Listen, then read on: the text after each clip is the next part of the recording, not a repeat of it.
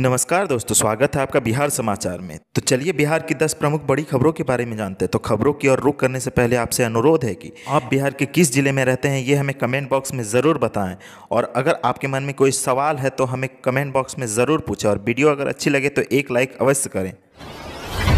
भाभा परमाणु शोध केंद्र में 105 पदों पर होगी नियुक्ति। 15 जनवरी तक ऑनलाइन आवेदन कर सकते हैं कैंडिडेट्स। भाभा परमाणु शोध केंद्र जूनियर रिसर्च फेलोशिप के 105 रिक्त पदों पर भर्ती के लिए योग्य उम्मीदवारों से आवेदन मांगे हैं। इन पदों पर काम करने के इच्छुक उम्मीदवार ऑफिशियल वेबसाइट के जरिए 15 जनवरी 2021 तक ऑनलाइन आवेदन कर सकते हैं। इसके लिए किसी भी मान्यता प्राप्त संस्थान से न्यूनतम 60% अंकों के साथ BSc और 55% अंकों के साथ MSc की योग्यता होनी चाहिए। विस्तृत जानकारी के लिए ऑफिशियल नोटिफिकेशन देख सकते हैं। जनरल कैटेगरी के कैंडिडेट्स की उम्र सीमा 28 साल से ज़्यादा नहीं होनी चाहिए, जबकि आरक्षित वर्ग के कैंडिडेट्स को आयु सीमा में नियमानुसार छूट दी जाएगी। इच्छुक उम्मीदवार ऑफिशियल वेबसाइट www.barc.gov.in के जरिए आखिरी तारीख 15 जनवरी 2021 से पहले ऑनलाइन मोड में आवेदन कर सकते हैं।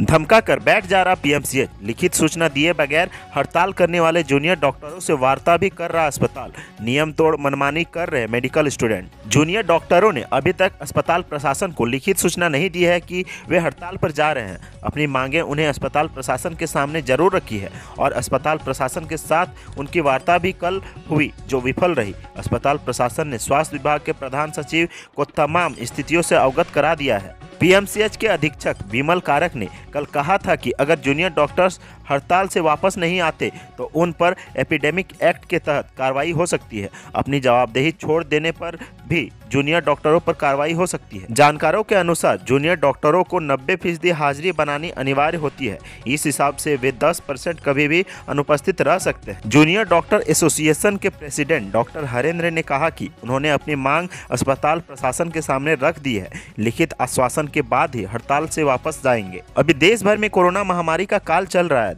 केंद्र की तरह बिहार सरकार ने भी इसे महामारी घोषित कर रखा है। PMCH में इलाज का हाल यह है कि सुबह 8:30 बजे रजिस्ट्रेशन काउंटर पर मरीजों का रजिस्ट्रेशन शुरू हुआ, लेकिन 10 बजे जूनियर डॉक्टरों ने रजिस्ट्रेशन काउंटर को बंद करा दिया। 1 घंटे के बाद अस्पताल प्रशासन ने फिर से रजिस्ट्रेशन काउंटर चालू करवाया।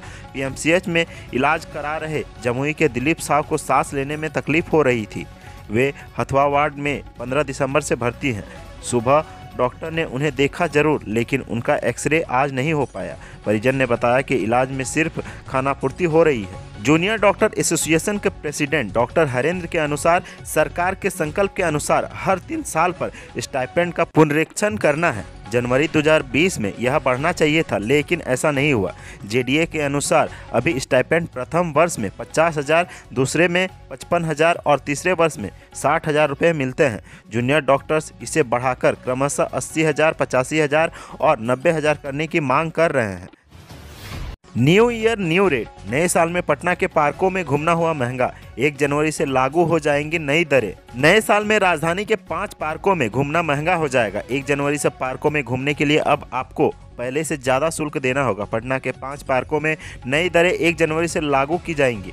पिछले कई दिनों से इसकी तैयारी चल रही थी। इसके लिए राष्ट्रीय शुल्क निर्धारण समिति ने भी अपनी सहमति दे दी है। नई दरें लागू होने के बाद पटना वासियों को पहले से ज़्यादा जेब ढीली करनी पड़ेगी। कंकड़बाग स्थित शिवाजी पार्क, जोगीपुर स्थित अमृत योजना पार्क, शहीद वीर कुंवर सिंह आज़ादी पार्क के शुल्क में बदलाव किया गया है। यहाँ मॉर्निंग पास के लिए निर्धारित प्रवेश शुल्क में भी बदलाव किए गए हैं। साथ ही साथ पार्क के अंदर नई सुविधाओं के लिए नई दरें भी लागू की जाएंगी। पटना पार्क प्रमंडल के DFO शशिकांत के मुताबिक इन दरों को राष्ट्रीय शुल्क निर्धारण समिति ने अप्रूव किया है। शहीद वीर कुंवर सिंह पार्क में अब मॉर्निंग वॉकर को प्रतिदिन 5 रुपये देने होंगे। मासिक शुल्क 100, तिमाही 250 रुपये, अर्धवार्षिक शुल्क 500 और वार्षिक शुल्क 1000 देने होंगे।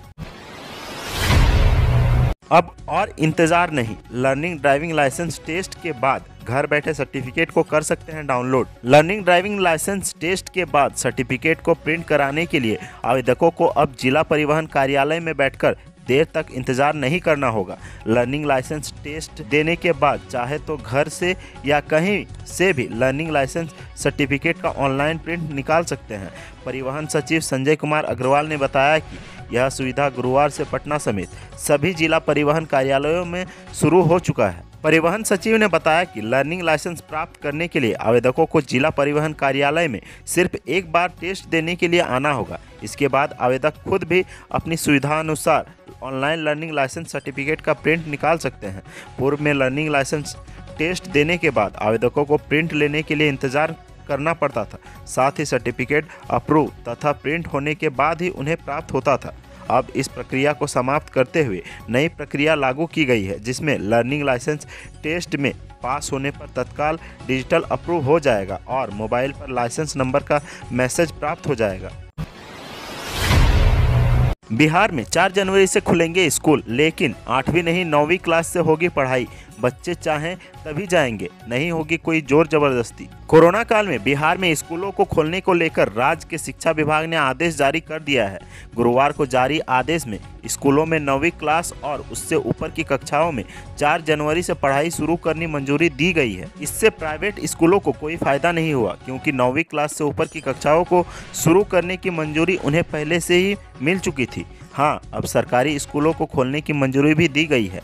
नए सरकारी आदेश से फायदा कोचिंग संचालकों को हुआ है, जिन्हें कोचिंग शुरू करने की मंजूरी दे दी गई है। गौरतलब है कि बिहार सरकार की क्राइसिस मैनेजमेंट ग्रुप की बैठक में 8वीं क्लास से कक्षा शुरू करने की बात कही गई थी।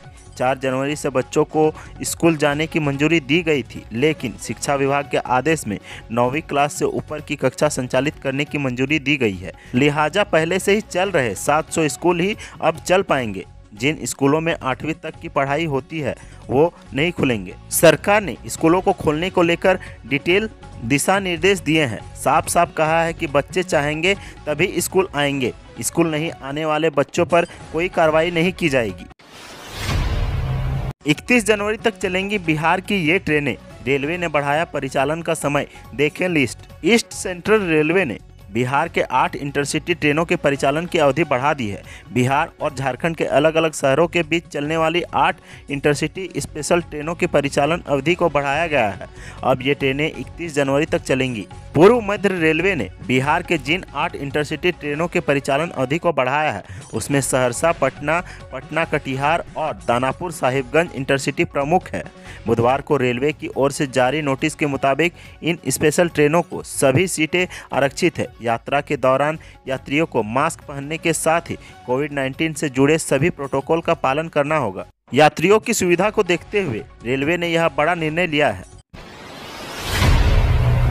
पटना हाईकोर्ट में नए साल से फिजिकल सुनवाई। 4 जनवरी से 23 कोर्ट रूम में होगी सुनवाई। कोरोना महामारी के दौर में पटना हाईकोर्ट वर्चुअल तरीके से काम कर रहा था, लेकिन अब अरसे बाद पटना हाईकोर्ट में फिजिकल सुनवाई की शुरुआत होने जा रही है। नए साल में 4 जनवरी से सोशल डिस्टेंसिंग के नियमों के साथ पटना हाईकोर्ट में फिजिकल सुनवाई शुरू होगी। पटना हाईकोर्ट प्रशासन ने इस संबंध में वकील संघों की जानकारी दे दी है। क्रिसमस की छुट्टियों के बाद हाईकोर्ट अपने पुराने पैटर्न पर काम करना शुरू कर देगा। फिजिकल सुनवाई के लिए पटना हाईकोर्ट के 23 कोर्टरूम को तैयार कर लिया गया है। कोर्टरूम में केवल वैसे वकीलों को ही प्रवेश की अनुमति दी जाएगी जिनका केस सुनवाई के लिए लिस्टेड होगा।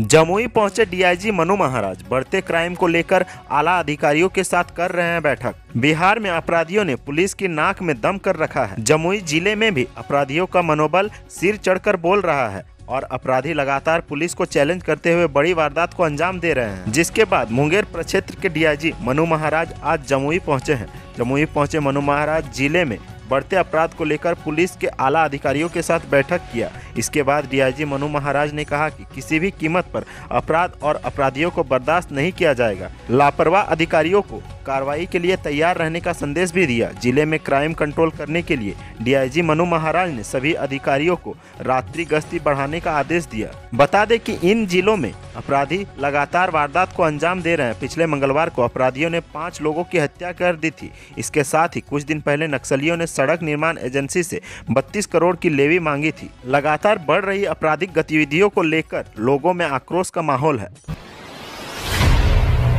हड़ताली जूनियर डॉक्टरों के सामने नहीं झुकेगी सरकार। पीएमसीएच पहुंचे प्रधान सचिव ने कुल्हड़ चाय पी, लेकिन हड़तालियों से नहीं की बात। मरीजों की जान के साथ खिलवाड़ करने वाले जूनियर डॉक्टरों के सामने बिहार सरकार ने अब नहीं झुकने का साफ संकेत दे दिया है।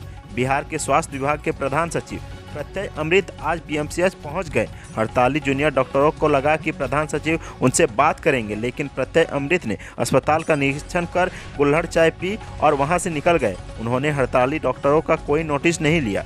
दरअसल बिहार के जूनियर डॉक्टरों ने हड़ताल को रूटीन बना लिया है। इस दफे पूरे बिहार के जूनियर डॉक्टर स्टाइपेंड बढ़ाने की मांग को लेकर बगैर कोई लिखित सूचना दिए हड़ताल पर उतर गए हैं। हड़ताली जूनियर डॉक्टरों में पीएमसीएच में मरीजों का रजिस्ट्रेशन रोक दिया है, वहीं एनएमसीएच में सीनियर डॉक्टरों को काम करने से रोक दिया। इसी बीच स्वास्थ्य विभाग के प्रधान सचिव प्रत्यय अमृत आज पीएमसीएच पहुंच गए।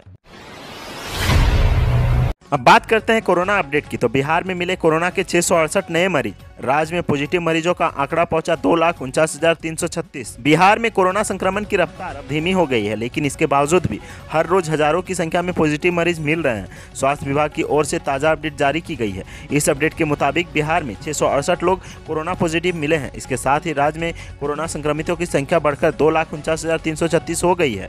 बिहार में फिलहाल 5,724 कोरोना के एक्टिव मरीज हैं। राजधानी पटना में कोरोना का कहर थमने का नाम नहीं ले रहा है। राजधानी पटना में एक बार फिर से सबसे ज्यादा 282 नए मामले सामने आए हैं। गुरुवार को जारी ताजा अपडेट के मुताबिक बिहार के विभिन्न जिलों से 668 नए मामले सामने आए हैं। इसके साथ ही राज्य में कोरोना मरीजों का आंकड़ा 2,49,336 हो गया है। तो आज के सुर्खियों में बस इतना ही। बिहार से जुड़ी खबरों के लिए सब्सक्राइब करें हमारे चैनल को और साथ ही साथ अपने दोस्तों और रिश्तेदारों में शेयर जरूर करें। धन्यवाद।